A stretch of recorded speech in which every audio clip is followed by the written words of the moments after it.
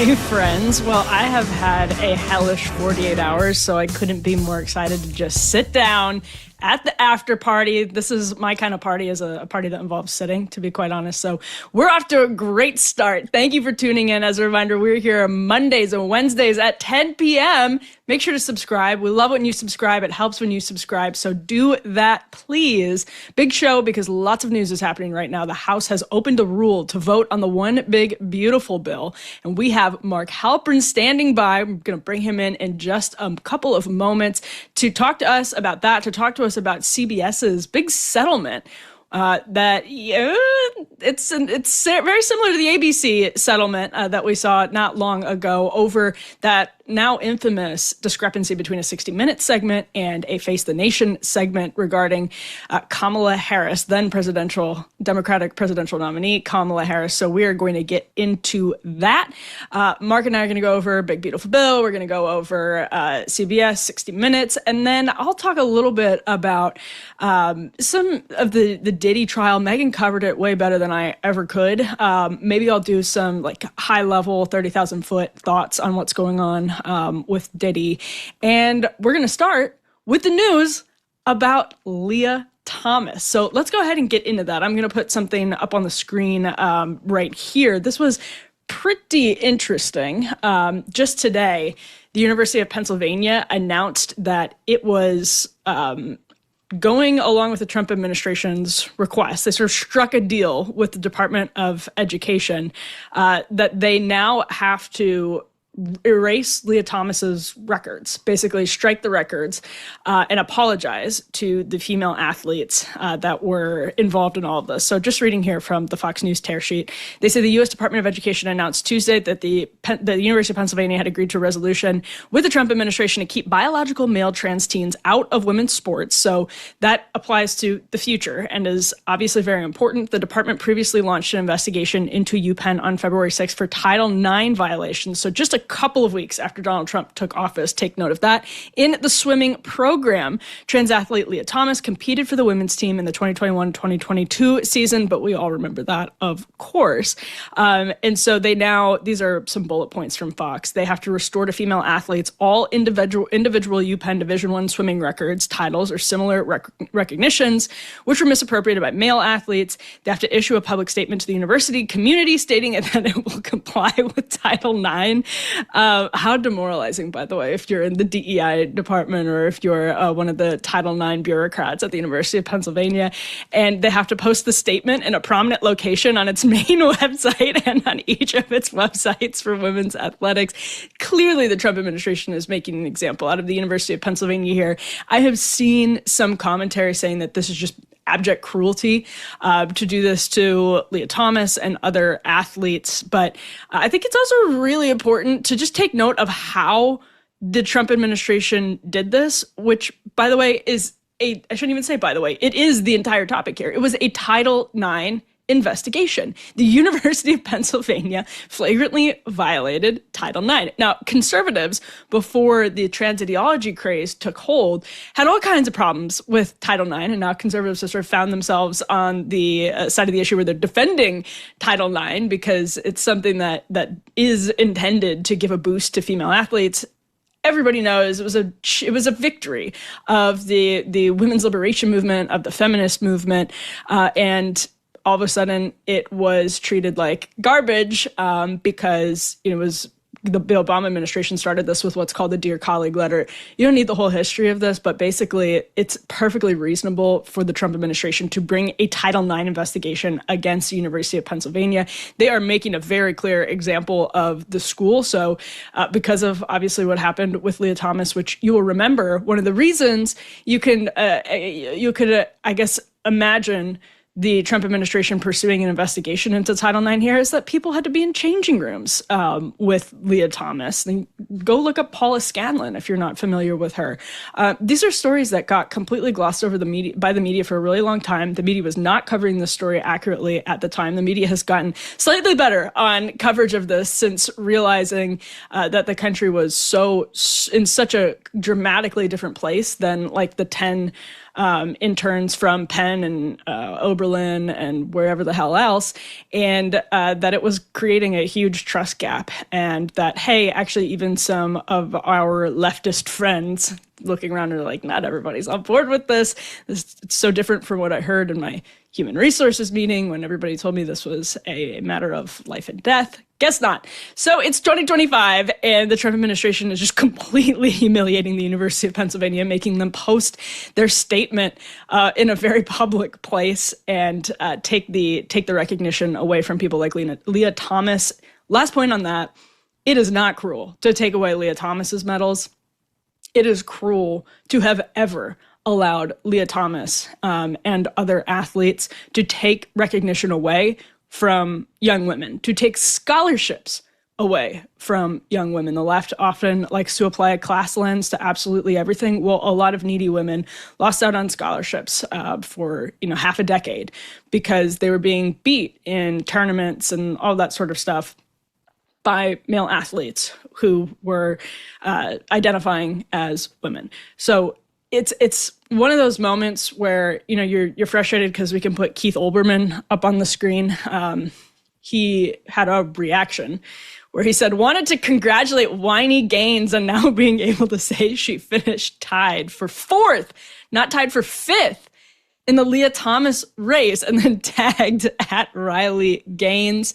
I wish Keith Olbermann were still important enough for me to do a Keith Olbermann impression. I forget who it was on SNL who did a great Keith Olbermann impression back in the day. I want to say it was like actually Andy Samberg or Chris Parnell. Ben Affleck, Producer Steve is in my ear. It was Ben Affleck, that's right. You could Google that. It's fabulous. And unfortunately now, though, as easy as it is to mock Keith Olbermann, he's inconsequential and really doesn't matter at all. So I can't even bother doing the impression of him, which would be a 10 out of 10. As you know, no question about it. I would knock it out of the park, but he is utterly unimportant. So we're not going to do an impression of Keith Olbermann here, but we will bring up this other interesting anecdote while we're on the subject from Annie Carney of the New York Times about Sarah McBride, representative from Delaware, close to the Biden family.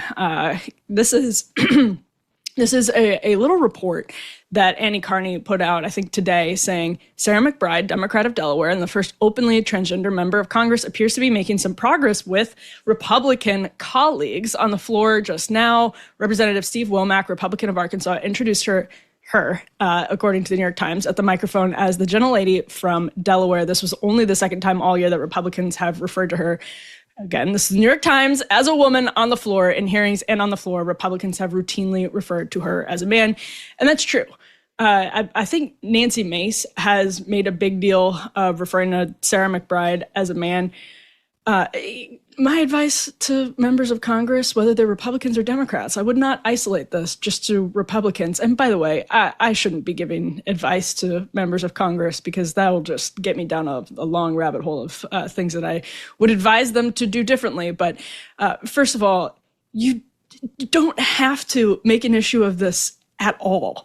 Have a private friendship with Sarah McBride. Be publicly respectful to Sarah McBride. Fine. But if you don't believe that Sarah McBride is a woman, Sarah McBride is also an advocate for transgenderism. Just did a pretty interesting interview. I think it was Ezra Klein in the New York Times. But this is not sort of incidental to who Sarah McBride is as a politician. Sarah McBride is a proponent of this ideology. And you do not want to validate that if you think this ideology has left behind a decade of victims. Of young girls who have suffered, for example, irreversible damage. Sarah McBride believes in a lot of those prescriptions and has pushed them, literal prescriptions and metaphorical ones for what you should do if you're experiencing or suffering from gender dysphoria. And if you're on the side of the issue that most Republicans are, honestly, probably most Democrats are at this point, you don't have to validate it.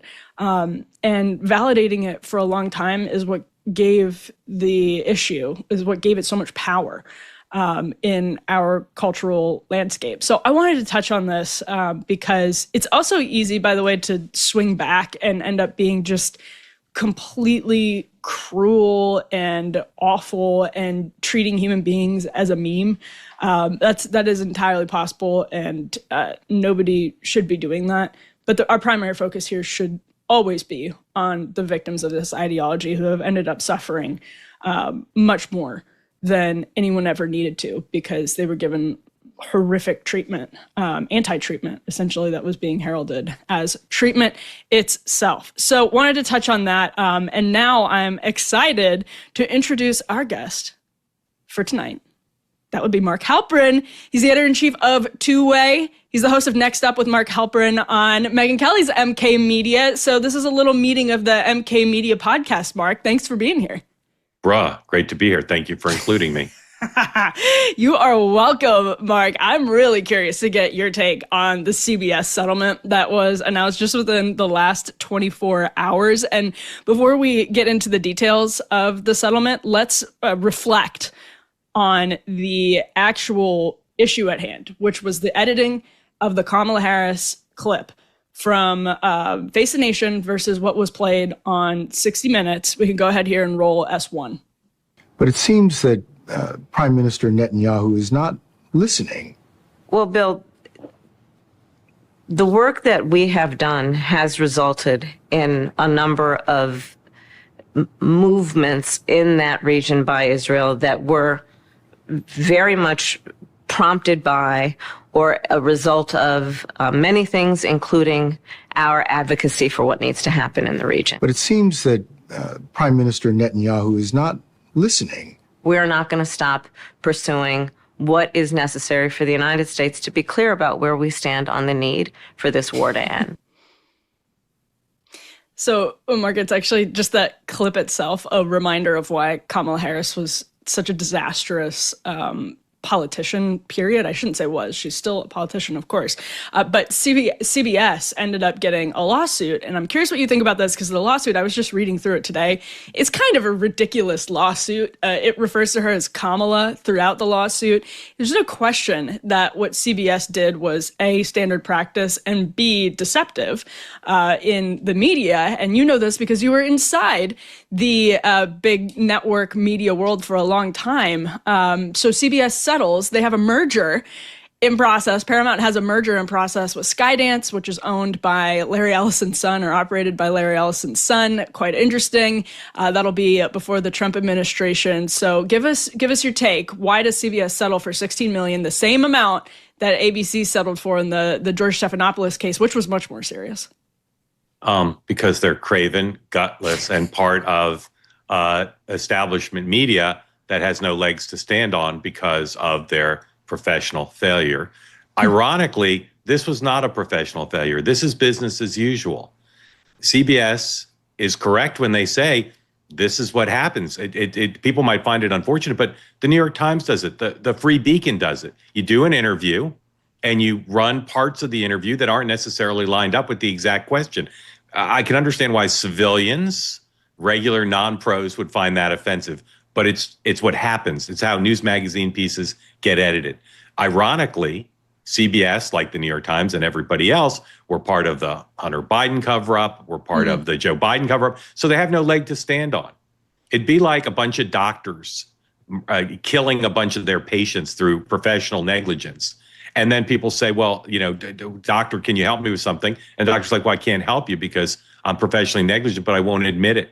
So I'm just gonna give you money to make it go away. It's just there's so much irony. It's so horrible. If every news magazine producer who selectively and misleadingly edited an interview had to pay $15 million to the Donald Trump Presidential Library, it would look like the Taj Mahal or the Kremlin, because they all do it. But again, the irony is they should be paying a lot of money and they should be admitting error for a lot of things they've done, but not for this. Right. But they have no leg to stand on. And of course, Paramount and the leadership there wanted to make this go away. So they were willing to pay any price, not bear any burden, but pay any price to make it go away.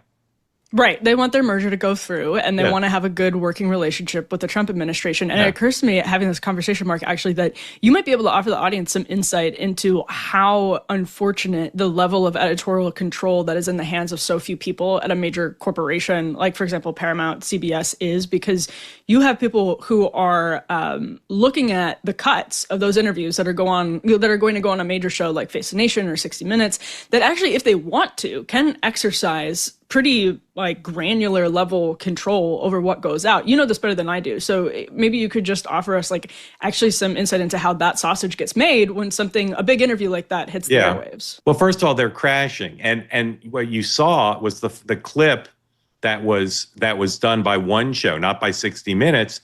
You know, the way it works is 60 Minutes does the interview. They've got the raw tapes. They've got the full interview. And another show or the promo department needs to slap something together really quickly. And they don't care about the editorial integrity of, does answer A match up with question A match up with answer B. So in this case, I can say without fear of contradiction that the reason they did what they did was not, as the lawsuit charges, to help Kamala Harris.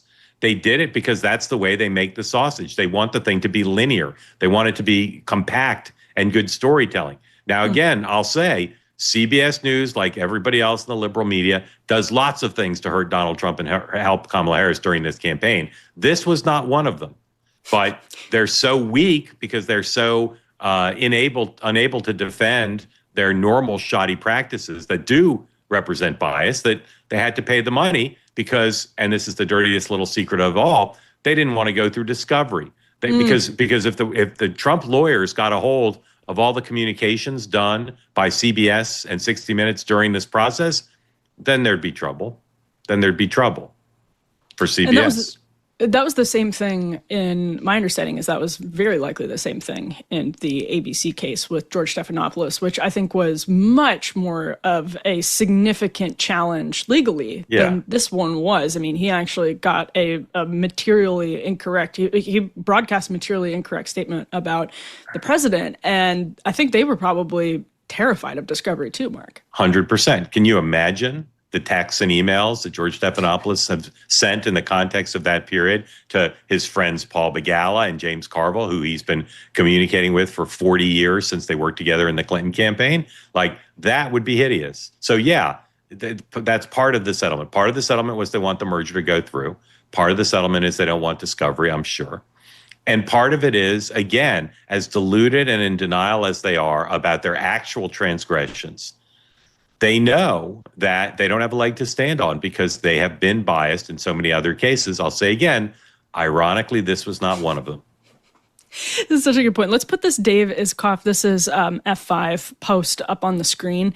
He picked up on this line in the New York Times story on the settlement that said Paramount's board was concerned that paying a higher amount to settle the case could increase the company's exposure to potential legal actions from shareholders accusing them of bribery.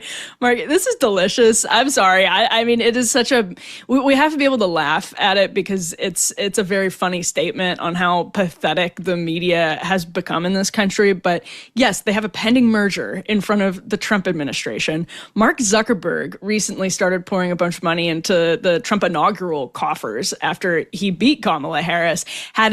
He has a merger, or he has an FTC complaint ahead of the Trump administration. They're still going pedal to the metal on that FTC case. Andrew Ferguson in the Trump administration hasn't dropped it at all. And interestingly enough, something similar might happen with the Skydance merger. Their money might not even end up mattering. Yeah. Look, I think one of the dogs that's not barking that's so interesting to me, and you see it in Silicon Valley too, you see it at the Washington Post, you see it at Harvard. There are some people protesting. A couple people did quit CBS, including the head of the news division and the head of 60 Minutes. But you're not seeing what I think you would have seen a year ago in something comparable. You're not seeing mass resignations. You're not seeing people quitting Facebook in mass numbers to protest. Mm-hmm. And so I think it's a sign that these leaders, I say leaders in air quotes, so hopefully you could hear it in my voice because I don't want to move my hands. It's a sign that people like Mark Zuckerberg and Jeff Bezos and the people who run Paramount, they recognize that they are on the wrong side of current history with Donald Trump and MAGA and anti-woke. And something's going on with the employees at Facebook and the students at Harvard and the reporters at the Washington Post. Either finally they're being stood up to in effect, and like most bullies, they're backing down when someone stands up to them, or they see the handwriting on the wall and recognize that they're on the wrong side of history on so many of these issues. Right. And the business model, and again, this is a place where you'll have more insight than I do, but the business model is so quickly becoming outmoded in that with the breakup of monoculture into, this everyone's sort of clustered in a niche. And when monoculture goes away, you can't have the overhead that you have at CNN. You can't pay, for example, Anderson Cooper what you pay Anderson Cooper if the ratings are going to be that low, because you're just appealing to a tiny slice of the public. And I think some of them, there's some reporting about this, and Jeff Bezos at the Washington Post, they want to broaden the audience again because there's more ad revenue in it.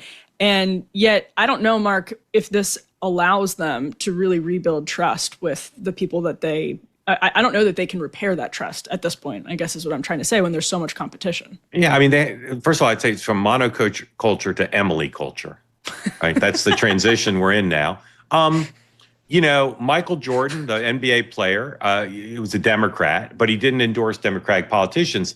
And they asked him, why not? And he'd say, because Republicans buy sneakers too. Right. I've never understood these organizations whose premise is we're gonna reject trying to appeal to 50% of our potential consumers. One thing that Two-Way, where I work, tries to do is we say we want everybody. We don't just want moderate, centrists, and independents, although that's a pretty big group. We want everybody. We want far left, far right. We want everybody in between. And I think that these organizations that have been masquerading as nonpartisan and fair, which have alienated half the country, really have a problem now, because they're not going to go as far left as MSNBC. And so there's nothing in it for that group that just wants to hear liberal dogma, that doesn't want to watch these places. And they're not appealing to half the country. So they've created a business model that's ideologically untenable. And as you said, the cost structure is completely out of whack with the audience they can reach. So they've got to figure out what they want to be when they grow up. And they're old men and women, so they've got to have to go to like a Benjamin Button situation. They need to reverse, get younger, figure out what they want to be, grow up, and then execute something that's actually, a sensible business model to make money. Benjamin Button for its CBS, just an incredible visual, Mark. I also wanted to ask if you think, because this is one of the things that I was just out at the Aspen Ideas Festival, and one of the things that was sort of dogging me as I was there is I just don't know that because of the way we've isolated ourselves and we've clustered in these sort of geographic bubbles. Charles Murray wrote a whole book about that, Coming Apart.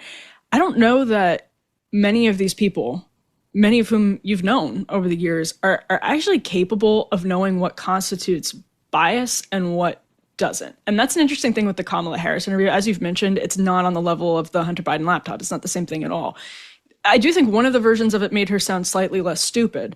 And that's one of those things that when you have blinders on, I don't know that you even notice if you're a pro-Kamala Harris journalist in Manhattan, if you really even, maybe not even pro-Kamala Harris, maybe you're an anti-Trump journalist in Manhattan. I don't know that you even can sense that you're biased in a case like that. Right. It's an incredible question. First of all, I need to congratulate you for being a Gwen Ifill Fellow. Thank you, sir. Gwen Ifill was a close friend of mine from before the time you were born. So you can read about that in the history books.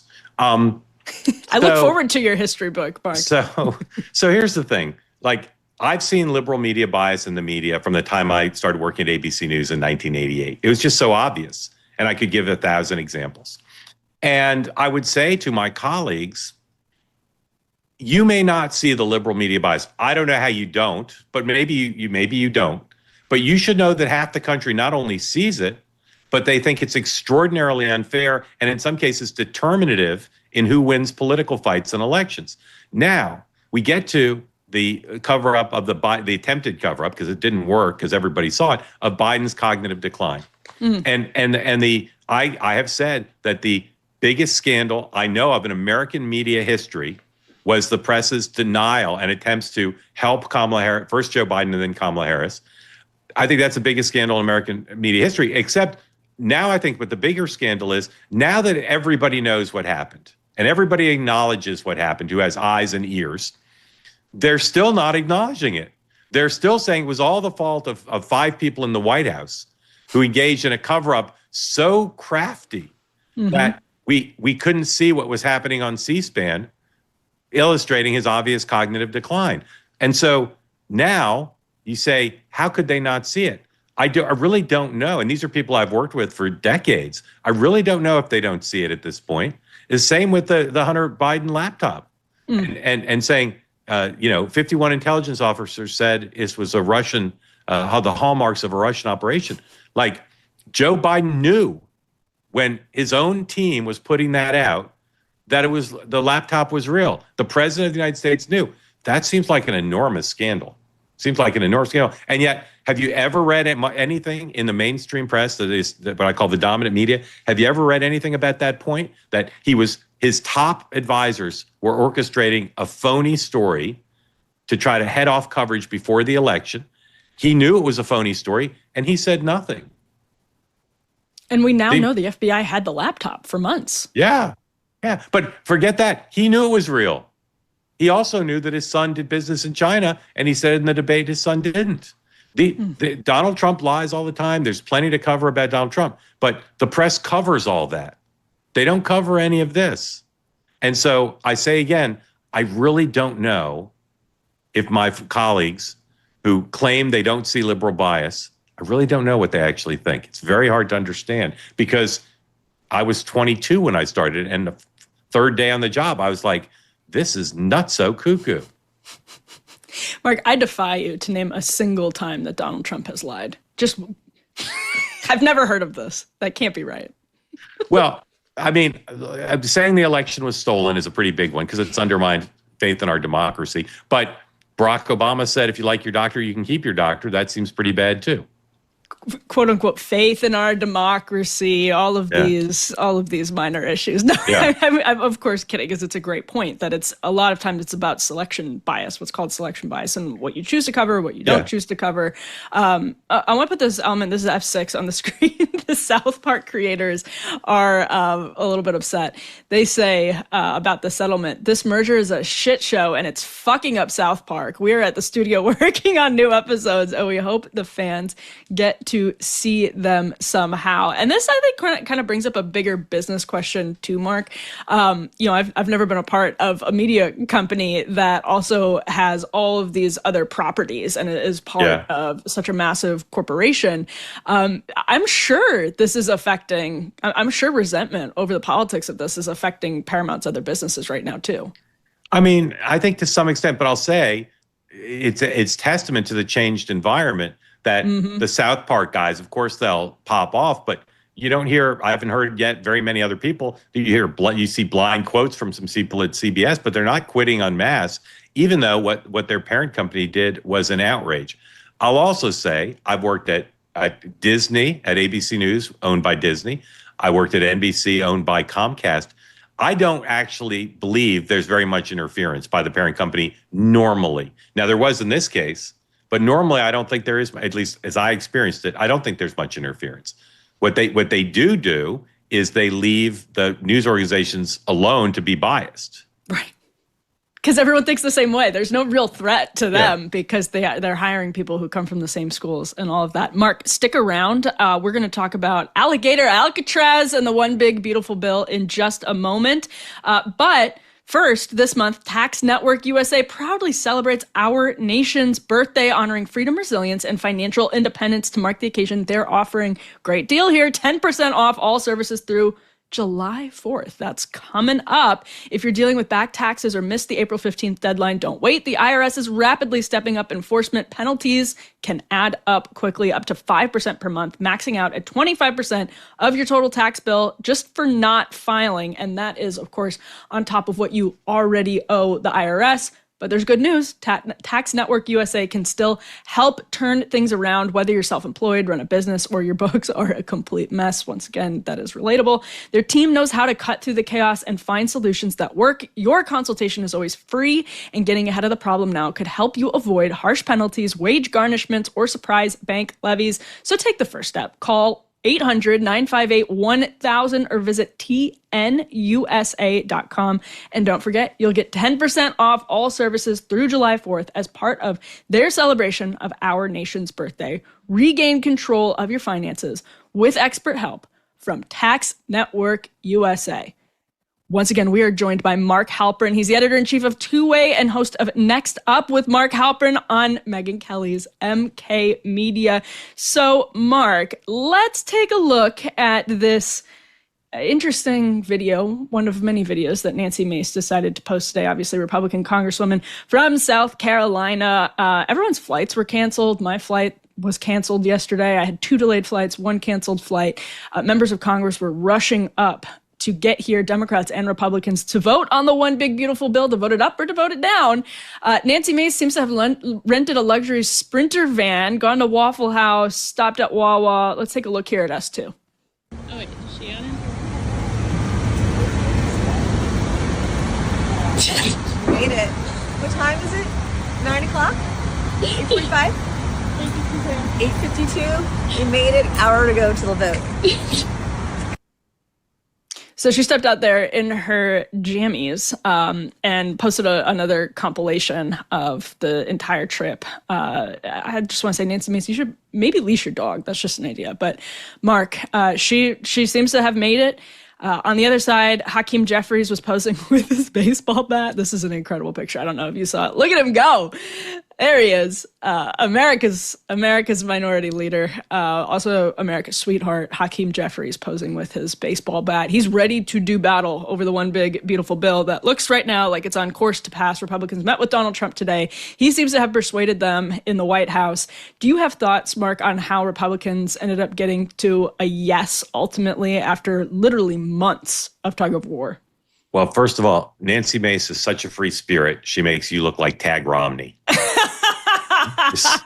Tag Romney. That is such an obscure reference at this point, Mark. I was going for someone who's like, kind of uptight and, straight-laced. Nancy Mace, man. Not quite breaking news, but news update.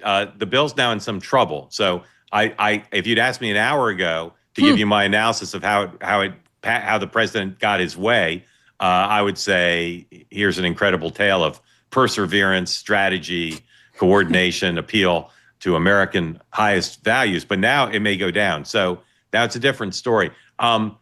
There's some things about a president trying to get an important piece of legislation passed that's kind of linear and textbook and predictable. And then some of it's kind of mysterious alchemy and mystical confusion. And that's what's going on right now.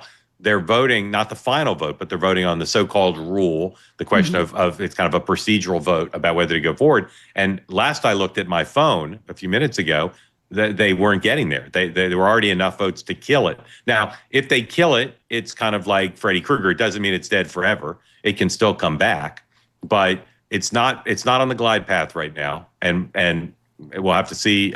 They may decide to go home and continue again tomorrow. But I had said this morning, because I'm about full disclosure and accountability, I had said this morning there was a 6% chance it will fail, and that means it might fail, and it might.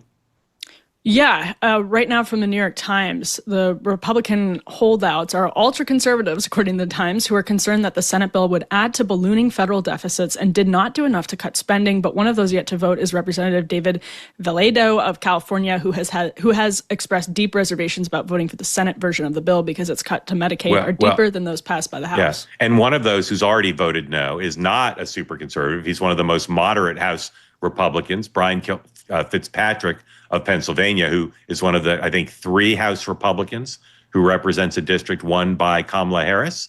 And he voted no on the rule, the procedural vote, and it's being interpreted that he would vote no on the bill. So people can change their mind. And as you were monologuing, I was multitasking. I was breathlessly listening to everything you said, but also following the story on the House floor. They're hoping the Speaker and his team, Speaker of the House, Speaker Johnson, are working to change some of the no's, at least one of the no's, to a yes. And of course, you can do that. And if the vote isn't closed, if other colleagues haven't yet voted, you can change your vote. So they're trying to turn these votes around.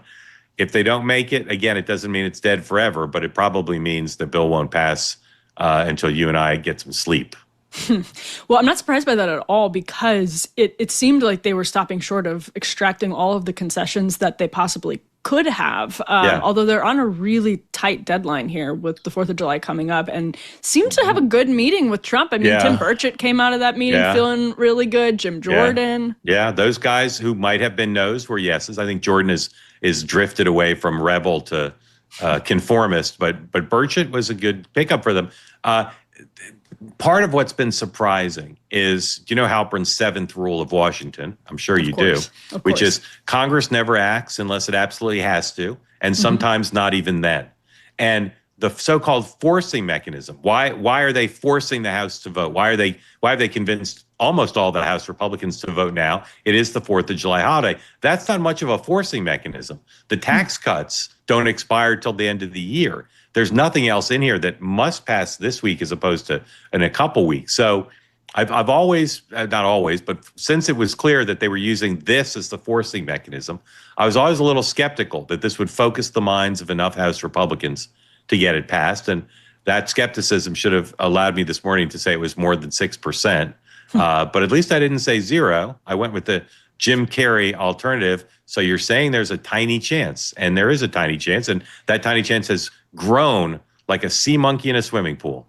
Sea monkey in a swimming pool. Another fabulous visual, Mark. And they have been able to, I mean, the 6% number isn't crazy to me at all, because they've had so much momentum. Actually, the serious point about the Nancy Mace video is that she was showing there she's very excited and proud to vote for the big, beautiful bill, because a lot of people see it as a great deal for their districts. And a lot of people in swing districts see it as a really significant political liability, given what it does to all of these different entitlements. Now, obviously, we could talk about how Trump is trying to keep the sort of austerity Elon Musk wing happy while, he lost Rand Paul's vote. He wasn't probably going to get it in the Senate, but you have to keep that wing, people who are the hawks, like the Chip Roy, happy while also keeping Susan Collins happy. I mean, it's an incredibly difficult thing, but coming into today, it seemed like they had all the momentum in the world. Mike Johnson was going to get a vote on it. It's 4th of July, then they can go to recess in August and feel fine. The consequence of not passing this, Mark, do you think is potentially it ends up getting even more difficult than it was, because when everybody has time to hash things out, they get a lot of different, you end up getting a lot of different conflicts that are less easy to resolve. Right. So where it stands right now is at least one person who hasn't voted, Chip Roy of Texas, says he doesn't want to vote tonight. He wants them to pull the vote and give them more time to talk stuff through. And they'd still have to turn one of the people who's already voted no. Now, they could do that tonight, potentially, or they could do what Chip Roy wants and call it a night and start the vote over tomorrow. This is one of these situations where people are going to ask me, as you have, and others, what's going to happen? No one knows. No one knows. Because once you start to lose the momentum, and you're right, they had a lot of momentum this morning. Once you start to lose the momentum, it's a difficult thing to stop and reverse the trajectory. So I don't know what's going to happen, but I do know that, as I said, even if it seems dead tonight, doesn't mean it's dead. They can find another way to skin the feline. Just so many great images today, Mark. Before I let you go, it would be wrong of me not to get your response to the alligator Alcatraz content. This is really what it was yesterday. Obviously, alligator Alcatraz there is the 3,000 bed facility. They think maybe they can get it to 5,000. That was constructed in like less than a week, maybe 8 days, 7 days, something like that, down in the Florida Everglades. And Donald Trump went and toured it yesterday with Governor Ron DeSantis. Before he did, he got on, he was getting on the helicopter to go to Joint Base Andrews and get on Air Force One. Here's what he said. This is S3 about running from alligators. The snakes are fast, but alligators are, we're going to teach them how to run away from an alligator, okay? If they escape prison. How to run away. Don't run in a straight line. Run like this. And you know what? Your chances go up about 1%. Okay? Not a good thing. One of the things I like about that clip is he's kind of bragging about his knowledge of escaping an alligator attack. He's like, you gotta run in you can't run in a straight line, otherwise you're gonna get hit. Mark, a very controversial situation, obviously down in Florida, but Trump had quite a bit of fun with it yesterday. Em, a couple of things. May I call you Em? A couple of things. Please, yes. First of all, the internet says the president is spouting an old wives' tale that it's not true. I don't know the answer to that. I hope I never have to determine the jiggity-jaggedy nature of how to run away from an alligator, but I don't believe he's necessarily correct. The other thing is there's a big debate among scientists whether Trump derangement syndrome is naturally occurring or whether it's man-made, human-made. And President Trump, by going to that place and talking about it the way he did, just inspired another outbreak. It's like he might as well have brought it back from a Wuhan lab, because the left can't handle the notion that people here illegally should not be staying in the Roosevelt Hotel in Manhattan, but they should be staying someplace maybe slightly less nice. And Which they were. Yeah. So, I mean, they say it's air conditioned, whatever. I think it's just another instance of the president understanding how to be simultaneously a fine television producer and president of the United States. Yeah, that's a good point. Before I let you go, also, we've been talking about wonderful visuals for this entire segment, Mark. We got to put F9 on the screen. This is a screen grab from Fox News that had just an unbelievable chyron. It said, the lower third said, now, Trump takes questions at Alligator Alcatraz after the Senate passes the big, beautiful bill. This is F9. And Ali Samarco posted this and said, imagine turning on the TV and seeing this in 2012. And, like, someone tells you, Mark, this is the United States of America in 2025. I don't know. What would you have said in 2012, Mark, if someone said this is an image of your future? I mean, there are probably some people in 2012 who would have said Donald Trump's going to be president of the United States. He'd probably be the starting point. Although in 2011, I said he might be president, so I wouldn't have been shocked by that. I don't know. Business as usual. Nostradamus was my great grandfather, so doesn't faze me. Right. Yeah. You get it. You know that this is how the world inevitably progresses. Yeah. Me, on the other hand, I'm looking at that and I'm thinking, this man is leaving Celebrity Apprentice. That's probably the worst news that I've heard. And we need to soak it up while we can, because it's going to be gone before we know it. 4 years. I always felt Busey could step in and do the job. He did some great work in North Korea, underrated work in North Korea. Couldn't agree more. All right. Well, Mark Halperin, it's been a pleasure having you stop by After Party. Thank you so much. Congratulations on the show. I'll see you at the VIP after party. Yeah, much appreciated, Mark. Have a great night. Bye-bye. All right. Did I get Gary Busey and Dennis Rodman confusing? Both were on Celebrity Apprentice. A producer can tell me this, but I thought Gary Busey made a trip to North Korea as well.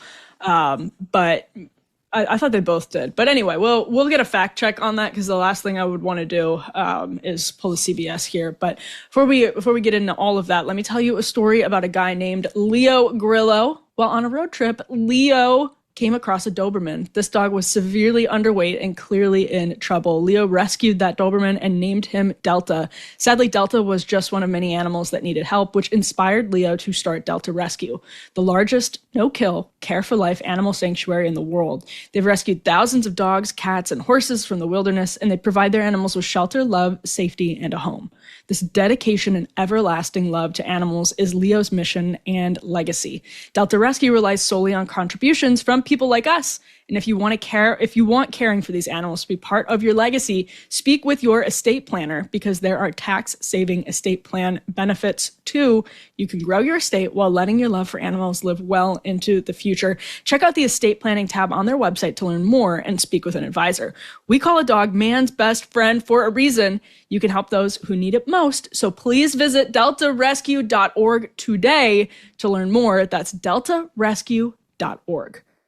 All right, let's get into the Diddy of it all.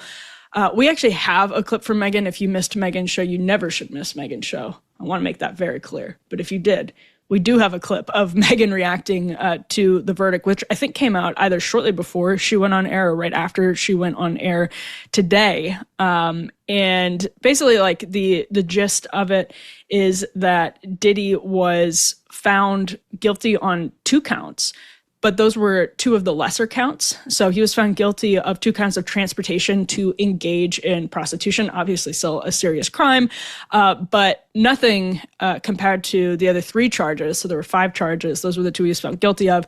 The others involved racketeering, conspiracy, and all of that. He was denied bond later in the afternoon and is going to be in prison until his sentencing hearing in October. I think that is on October 3rd. It seems on its face insane.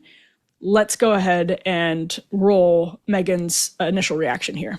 This disgusting pervert female abuser who I can't believe is about to roam our streets again. I'm sorry, I'm disgusted by this verdict. This is fucking ridiculous. I just find it absolutely outrageous, the amount of crime that this guy just got away with. I believe he committed arson. He definitely battered Cassie. He battered Jane too. The statute of limitations for battery in Los Angeles and California is 1 year. 1 year. So if they didn't charge him for battery within 1 year, and they couldn't because he bought the tape and it remained hidden thanks to those security guards out there, then they could never charge him with that again. There's no question. He dragged her back into that hotel room. Why wasn't that kidnapping? So Meghan made an interesting point also about how Diddy has defenders, people who are capitalizing on the lack of trust post MeToo.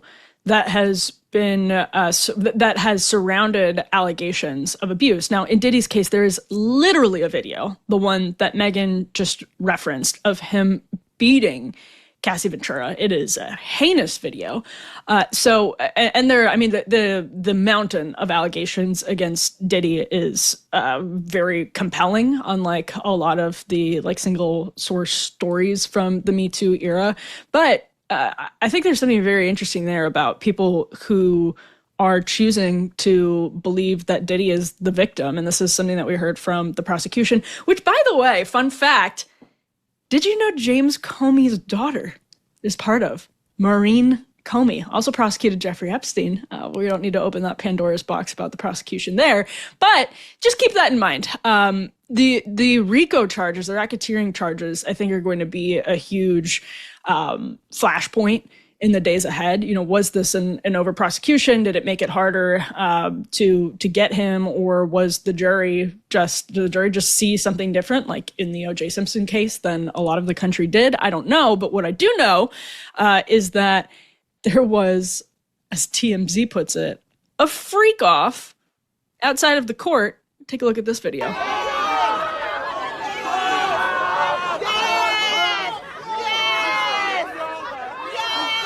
Yeah, that's baby oil. That's baby oil. They were armed with baby oil on the streets.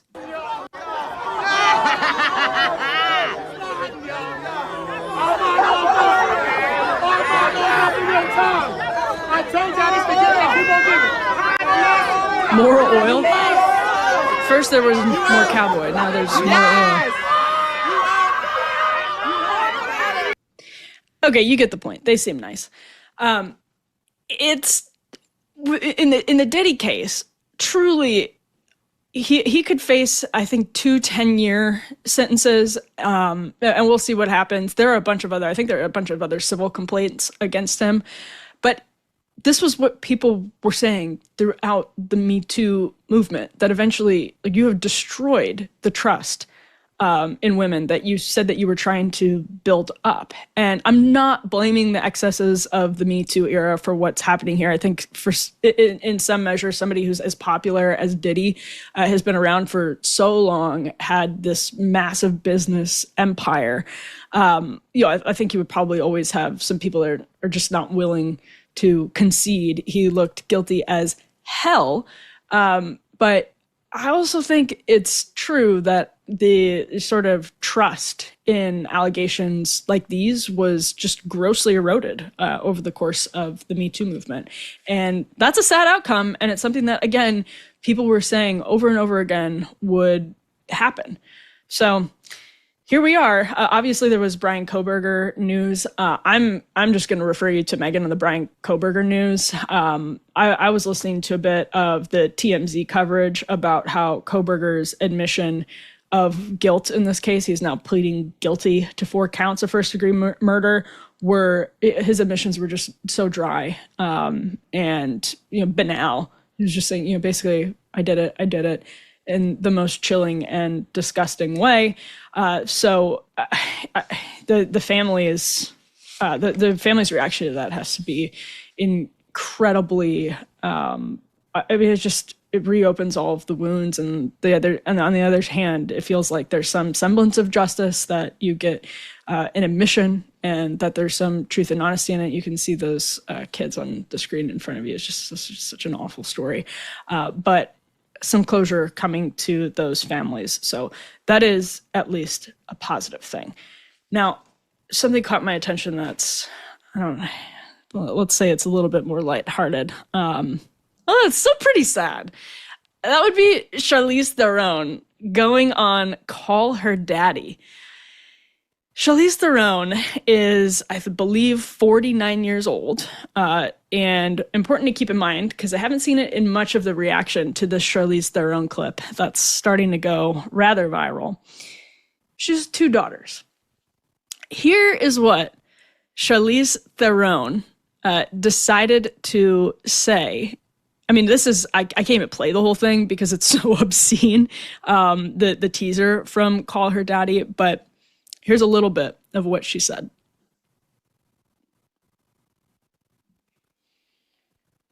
It would be helpful if I handled the technology correctly. But I did just recently fuck a 26-year-old, and it was really fucking amazing. There's a casting for... She's like Amy Poehler in Mean Girls when she's like, I'm not a regular mom, I'm a cool mom. I say, fuck. Like, great. Good work, Charlize Theron. I am now convinced that you are the hippest person in the world. Not only are you 49 years old and having sex with 26-year-olds, but you are also using the word fuck on podcasts. Very cool. First of all, let's just, I think, stipulate up front, she looks amazing. Cannot take that away from her. She looks absolutely incredible. She looks young. She looks just good.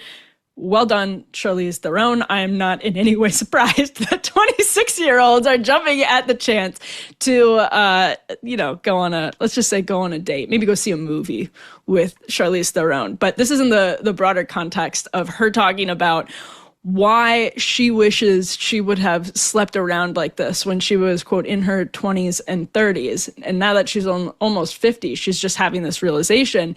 This feels really, to be honest, this feels like actually so far behind the curve. Like, this is what people were being told, 10, 15 years ago. And now that Gen Z and Gen Alpha is like porn sick and miserable and not having sex, if you look at the social science research, this is exactly what people will say pushed them to be terrified of, like, getting out there. There was a really sad BuzzFeed article, I think it was 2019 or 2020, and it quoted a young rape victim.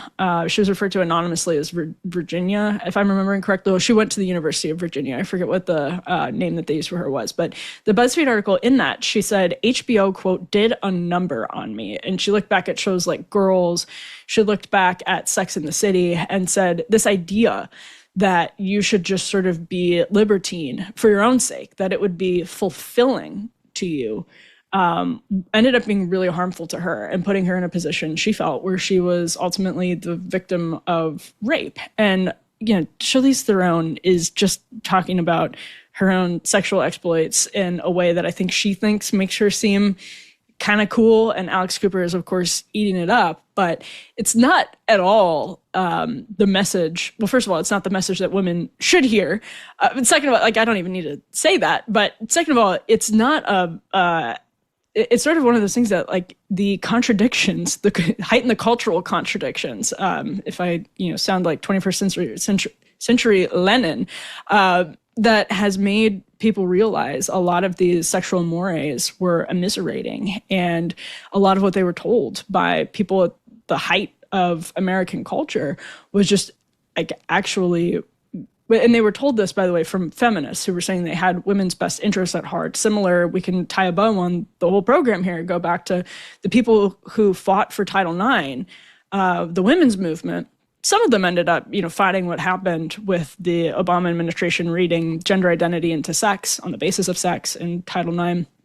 But a lot of those same advocates for women ended up pushing women to realize that the libertine lifestyle they were being told was the antidote to what Betty Friedan wrote about. And Betty Friedan, to some extent, wrote about, that book resonated for a reason, right? There are a lot of women who felt like maybe they wanted to go into the workforce. They wanted to, that their sort of purpose wasn't being fulfilled. Well, the antidote to that ended up from the women's movement becoming like total libertine sexual anarchy. And, millennials, my generation, Gen X, probably some younger boomers were told that it was actually you living your best life, basically, to throw away all of the strictures of sexual politics that existed in the United States and in the West for a really long time. And it wasn't until, I think, really the last 10 or so years, especially as smartphones put like access to all of the pornography that has ever existed in the entire world in people's pockets, accessible at any time. And then girls were meeting boys who had been exposed to all of that over the course of years and years. I mean, it got so undeniable. Nobody could ignore it. And now you have Charlize Theron acting like none of this has happened over the last decade. Like, she sounds so out of touch. This is the type of thing, and people who are like amplifying it, Alex Cooper laughing at it. It looks so completely out of touch. It's not what women want to hear. It's not what anybody thinks is cool outside of like the quote unquote mainstream media. So I couldn't help but roll this clip of Charlize Theron. It's a little bit of a double-edged sword for her. She looks great, and that's probably attracting 26-year-olds left and right when she steps out with her skateboard like the Steve Buscemi meme and says, "Hello, fellow kids." Probably works really well for Charlize Theron, but maybe it's working a little bit too well for her. And as I mentioned at the top of this, she has 2 daughters. She's a mother. Stop talking. You're almost 50 years old. Stop talking about your sex life on national podcasts, like one of the most popular podcasts in the country. It's not good for your daughters. And I'm sure the left would say it's wonderful for her daughters to hear that she's sexually comfortable and sexually liberated, and realizing that she should have been doing all of this in her 20s and 30s, and how healthy it is for her to be transparent and comfortable in her womanhood. But we all know, do we have to go through another multiple decades to realize that that is terrible parenting advice? How many people have to suffer going through hearing their parents talk about that because, the elites say that it's a cool way for you to relate to your young daughters? How do we have to go through that again, or can we just finally accept what we know just like by pure logic and instinct is wrong? I think we should be able to do that at this point. But of course, I'm sure Charlize Theron is going to get all kinds of support from those very out-of-date people in the libertine feminist world who are disproportionately represented in the halls of power at major media outlets and the like. I'm sure that's going to happen. But it's kind of interesting how they don't realize that it's just dramatically out of touch. Like, we don't even have to get into the whole trad debate, the trad, anti-trad, Gen Z civil war. I'm so glad to be a non-actor in that conflict, and that I can sort of be the UN and observe them having that fight. I've never been more grateful for anything, frankly, but it is very interesting how, because people have gone through this process of realizing, like, they had to live it out. They had to run the experiment to realize that this was bad advice, which is really sad. But they had to run the experiment to realize it was bad advice. And now they find themselves looking around, and they find themselves almost with like the cultural momentum. Lots of Gen Z going back to church. I think we talked about this on the last show, the show before that. Lots of Gen Z heading back to church. Lots of Gen Z supporting Republicans, particularly supporting Donald Trump. Whatever you think of that, it's a reaction to the censoriousness. One thing Gen Z doesn't remember is what it was like circa 2012 when the like rape culture endemic, we were being told we all existed in a rape culture endemic, and there were like actual instances of people having consent contracts signed in college dorms or wherever else before engaging in intercourse. They don't remember that. They're lucky not to remember that. They can Google that. But man, those were bleak days, and it was like people had to go through it to realize what was actually happening. So those are my thoughts on Charlize Theron. I don't often think about Charlize Theron, but when I do, I think about how great she was in Monster and how bizarre and behind the times she, as an almost 50-year-old woman at this point, sounds trying to be cool and relate to young women who are like actually do not find this compelling or cool whatsoever. And 10 years ago, if you had told me that would be the case, I actually probably wouldn't have believed it. So on that note, I know how valued the things that I have to say about Charlize Theron and Alligator Alcatraz are to all of you, because, and I'm joking, but because I'm not joking about this, we got some great news this week that warrants a giant thank you to everybody in the audience and to the wonderful team here at After Party. But we were the #3 new podcast in the country. After Party is the #3 new podcast in the country this week. So that's some great news we got. We're also the top comedy podcast, new comedy podcast in the country, which is extra pressure to have hilarious guests on to do some of the heavy lifting as I say random shit about Gary Busey going to North Korea, which I'm told by my producers is absolutely not true. There's no record of Gary Busey going to North Korea. Why I thought Gary Busey went to North Korea, we will probably never know. Nonetheless, Gary Busey did not go to North Korea, and I want to be very clear about that. Maybe he went to North Carolina, but he sure as hell didn't go to North Korea. So who knows where that came from, but these are the things that people tune in for. Me just stumbling into abject nonsense. So thank you for that. But really, it is huge news. It's humbling news. I hope at 10 p.m. on Mondays and Wednesdays, you appreciate what we're doing, and that we're trying to have a little bit of fun, trying to get through the news of the day, these really difficult, tangled, depressing news cycles with some fun and with some levity and with a more relaxed sense than you're probably getting on cable at this hour. So thank you. I feel like everybody really does get it. I've talked to so many of you. I've gotten so many emails. That's Emily@devilmaycaremedia.com.